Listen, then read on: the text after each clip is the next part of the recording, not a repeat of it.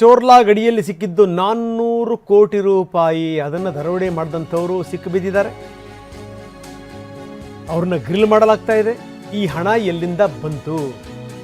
ಒಂದು ಕಡೆಗೆ ಯಾರು ಇದಕ್ಕೆ ಸಂಬಂಧಪಟ್ಟಂಗೆ ಮಾತಾಡೋದಲ್ಲ, ಅವನು ಹಿಡಿದಾಕಿಯಾರ ಪೊಲೀಸರು ಫಸ್ಟು ಬಾರೆ ಇಲ್ಲಿ ಅಂತ. ಇನ್ನು ಪ್ರಮುಖ ಆರೋಪಿಗಳಿಗೋಸ್ಕರ ಹುಡುಕಾಟ ನಡೀತಾ ಇದೆ.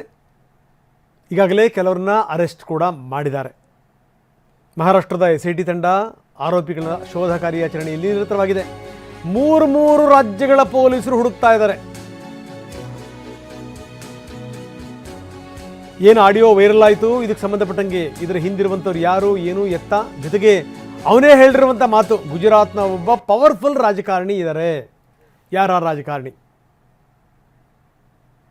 ಇದು ಎರಡನೇದೇನು ಅಂತಂದರೆ, ಒಂದು ಆಶ್ರಮದಿಂದ ಈ ರೀತಿ ಹಣ ಹೋಯ್ತಾ? ಎಕ್ಸ್ಚೇಂಜ್ ಮೂಲವೇ ಆಶ್ರಮವ? ಇದಕ್ಕೆ ಸಂಬಂಧಪಟ್ಟಂಗೂ ಕೂಡ ತನಿಖೆ ಶುರುವಾಗಿದೆ. ಈ ಕಿಶೋರ್ ಮತ್ತು ಅಜರ್ ಇವರಿಬ್ಬರು ನಾಪತ್ತೆಯಾಗಿದ್ದಾರೆ. ಇವರಿಬ್ಬರಿಗೂ ಕೂಡ ಹುಡುಕಾಟ ನಡೀತಾ ಇದೆ. 400 ಕೋಟಿ, ಒಂದು ಮೂಲದ ಪ್ರಕಾರ 400 ಕೋಟಿ ಅಲ್ಲ, 1000 ಕೋಟಿ ಅಂತ. ಏನಿದೆ ಅರ್ಥ ಇದು? ಈ ಹಣ ಎಲ್ಲಿ ಹೋಯಿತು, ಏನು, ಎತ್ತ, ಪತ್ತೆನೇ ಆಗಿಲ್ಲ. ಯಾರಿಗೆ ಸೇರಿದ್ದು ಗೊತ್ತಿಲ್ಲ. ಎರಡೆರಡು ಕಂಟೈನರ್ಗಳನ್ನು ಎತ್ಕೊಂಡು ಹೋದರು. ಎರಡೆರಡು ಕಂಟೈನರ್ಗಳು. ಆ ಕಂಟೈನರ್ಗಳು ಎಲ್ಲಿ ಹೋದವು? ಆ ಚಾಲಕರು ಎಲ್ಲಿ ಹೋದರು? ಏನು, ಎತ್ತ? ಚೋರ್ಲಾ ಘಾಟಿಂದ ನಾಪತ್ತೆ ಆಗಿರೋದು ಇಲ್ಲಿ ತನಕ ಪತ್ತೆ ಇಲ್ಲ ಅಂತಂದರೆ ಮೂರು ರಾಜ್ಯಗಳ ಪೊಲೀಸರು ಹುಡುಕ್ತಾ ಇದ್ದಾರೆ. ಮಹಾರಾಷ್ಟ್ರ, ಗೋವಾ, ಕರ್ನಾಟಕ. ಬನ್ನಿ, ನಮ್ಮ ಪ್ರತಿನಿಧಿ ಸಹದೇವ್ ಮಾನೆ ಈಗ ನಮ್ಮೊಂದಿಗೆ ನೇರ ಸಂಪರ್ಕದಲ್ಲಿದ್ದಾರೆ. ಸಹದೇವ್, ಒಂದು ಕಡೆಗೆ ಗುಜರಾತಿನ ಒಬ್ಬ ಖ್ಯಾತನಾಮ ರಾಜಕಾರಣಿಯ ಹೆಸರು, ಆ ಹೆಸರು ಯಾರು, ಏನು ಅಂತ ಇನ್ನೂ ಬಾಯ್ಬಿಟ್ಟಿಲ್ಲ, ಪ್ರಶ್ನೆ ಬೇರೆ. ಇನ್ನೊಂದು ಕಡೆಗೆ ಒಂದು ಆಶ್ರಮ, ಇದೆಲ್ಲದಕ್ಕೂ ಕೂಡ ಮೂಲ. ಅಲ್ಲಿಂದಲೇ ಎಕ್ಸ್ಚೇಂಜ್ ಆಗ್ತಾ ಇತ್ತು ಅನ್ನುವಂಥ ಮಾತುಗಳು ಕೂಡ ಕೇಳಿಬರ್ತಾ ಇವೆ. ನೋಡಿ, ಮೂರು ರಾಜ್ಯಗಳ ಪೊಲೀಸರು ಕಣ್ಣಿಗೆ ಎಣ್ಣೆ ಬಿಟ್ಕೊಂಡು ಹುಡುಕಿದ್ರು ಕೂಡ ಇಲ್ಲಿ ತನಕ ಪತ್ತೆ ಆಗ್ತಿಲ್ಲ. ಇಬ್ಬರು ನಾಪತ್ತೆ ಆಗಿರುವಂಥವ್ರು, ನಂಬರ್ 1. ನಂಬರ್ 2, ಎರಡೆರಡು ಕಂಟೈನರ್ಗಳು ಎಲ್ಲಿ ಹೋದವು ಗೊತ್ತಿಲ್ಲ. ಸಂಬಂಧಪಟ್ಟಂಥ ಡ್ರೈವರ್ಗಳು ಎಲ್ಲಿ ಹೋದರು ಗೊತ್ತಿಲ್ಲ. ಏನು ನಡೀತಾ ಇದೆ? ಇದಕ್ಕೆ ಸಂಬಂಧಪಟ್ಟಂಗೆ ಹೆಚ್ಚಿನ ವಿವರ ಏನಿದೆ?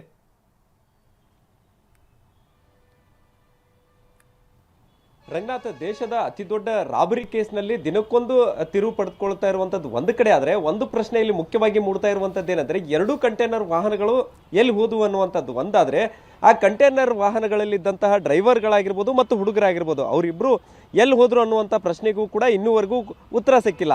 ಈ ಒಂದು ಘಟನೆ ಅಕ್ಟೋಬರ್ 16ರಂದು ನಡೆದ್ರು. ಈಗ ಸದ್ಯ ದೂರು ದಾಖಲಾಗಿ 10 ದಿನ ಕಳೆದರೂ ಕೂಡ ಎಲ್ಲೋ ಒಂದು ಕಡೆ ಈ ಒಂದು ಕಂಟೈನರ್ಗಾಗಲಿ ಅಥವಾ ಹಣದ ಮೂಲ ಆಗಲಿ, ಅದರ ಜೊತೆಗೆ ಡ್ರೈವರ್ಗಳಾಗಲಿ ಎಲ್ಲಿ ಹೋದ್ರು ಅನ್ನುವಂಥದ್ದನ್ನು ಪೊಲೀಸರು ಮತ್ತು SIT ತಂಡ ಕೂಡ ಪತ್ತೆ ಹಚ್ಚೋಕ್ಕಾಗಿಲ್ಲ.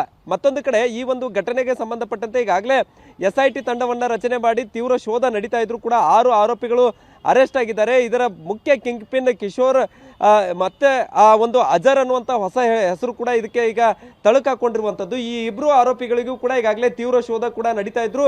ಇಲ್ಲಿವರೆಗೂ ಇವರು ಇಬ್ಬರ ಸುಳಿವು ಕೂಡ ಸಿಗ್ತಾ ಇಲ್ಲ. ಮತ್ತೊಂದು ಮಾಹಿತಿ ಪ್ರಕಾರ ಕಿಶೋರ್ ಏನಿದ್ದಾನೆ, ಸಾಳ್ವೆ ಈತ ದೇಶವನ್ನೇ ತೊರೆದಿದ್ದಾನೆ ಅನ್ನುವಂಥ ಮಾಹಿತಿ ಕೂಡ ಸದ್ಯಕ್ಕೆ ಸಿಗ್ತಾ ಇರುವಂಥದ್ದು. ಹೀಗಾಗಿ ಒಂದು ಕಡೆ ಇವ್ರನ್ನ ಹಿಡಿಯುವಂಥದ್ದೇ ದೊಡ್ಡ ತಲೆನೋವಾಗಿ ಪೊಲೀಸರಿಗೆ ಪರಿಣಮಿಸಿದ್ರೆ, ಮತ್ತೊಂದು ಕಡೆ ಆರೋಪಿಗಳು ಏನು 6 ಜನ ಸಿಕ್ಕಿದ್ದಾರೆ, ಅದರಲ್ಲಿ ವಿರಾಟ್ ಕೂಡ ಮೇನ್ ಕಿಂಗ್ ಪಿನ್ ಆಗಿರ್ತಾನೆ, ಜಯೇಶ್ ಕೂಡ ಕಿಂಗ್ ಪಿನ್ ಆಗಿರುವಂಥದ್ದು. ಈ ಇಬ್ಬರು ಕೂಡ ಮಾತಾಡಿರುವಂಥ ಆಡಿಯೋಗಳು, ಸಂಭಾಷಣೆ ಈಗಾಗಲೇ ವೈರಲ್ ಆಗಿದ್ದಾವೆ. ಇಲ್ಲಿ ಬಹುಮುಖ್ಯವಾಗಿ ಗುಜರಾತ್ನ ರಾಜಕಾರಣಿ ಹೆಸರು ಕೂಡ ಈಗ ಈ ಒಂದು ಪ್ರಕರಣದಲ್ಲಿ ತಳಕಾಕಿರುವಂಥದ್ದು.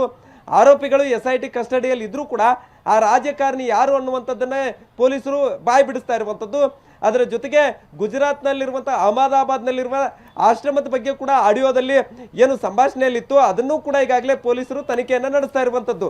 ಈ 2 ಪ್ರಕರಣವನ್ನು ಹೊರತುಪಡಿಸಿದರೆ, ಒಂದು ಕಡೆ SIT ಮತ್ತು ನಾಸಿಕ್ ಪೊಲೀಸರು ತನಿಖೆ ತೀವ್ರ ಚುರುಕುಗೊಂಡಿದ್ರೆ, ಮತ್ತೊಂದು ಕಡೆ ಬೆಳಗಾವಿ ಮತ್ತು ಗೋವಾ ಪೊಲೀಸರು ಕೂಡ ತಮ್ಮ ಹದ್ದಿನಲ್ಲಿ ಈ ಒಂದು ಘಟನೆ ಆಗಿದೆ ಅನ್ನುವಂಥ ಕಾರಣಕ್ಕಾಗಿ SIT ಪೊಲೀಸರು ಕೂಡ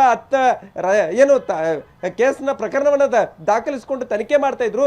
ಬೆಳಗಾವಿ ಪೊಲೀಸ್ ಸ್ಟೇಷನ್ ಅಲ್ಲಿ ಕೂಡ ಎಲ್ಲೂ ದಾಖಲಾಗದೇ ಇದ್ರು ಕೂಡ ಈ ಪ್ರಕರಣವನ್ನು ಬೆಳಗಾವಿ ಪೊಲೀಸರು ಬಹಳ ಗಂಭೀರವಾಗಿ ತೆಗೆದುಕೊಂಡಿದ್ದಾರೆ. ಅಲ್ಲಿ ಏನು ಘಟನೆ ನಡೆದಿದೆ, ಘಟನೆ ನಡೆದ ಜಾಗ ಎಲ್ಲಿದೆ, ಅದರ ಜೊತೆಗೆ ಘಟನೆ ಆದ ದಿನದಿಂದಲೂ ಕೂಡ ಈವರೆಗೆ CCTV ಏನಾದರೂ ಸಿಗ್ಬೋದಾ ಅನ್ನುವಂಥ ನಿಟ್ಟಿನಲ್ಲೂ ಕೂಡ ಪರಿಶೀಲನೆ ನಡೆಸ್ತಾ ಇದ್ದಾರೆ. ಅದ್ರ ಜೊತೆಗೆ ದೂರುದಾರ ಸಂದೀಪ್ ಪಾಟೀಲ್ ಏನಿದ್ದಾನೆ ಆತನನ್ನು ಕೂಡ ಈಗಾಗಲೇ ಒಂದು ಬಾರಿ ವಿಚಾರಣೆ ನಡೆಸಿದ್ದಾರೆ.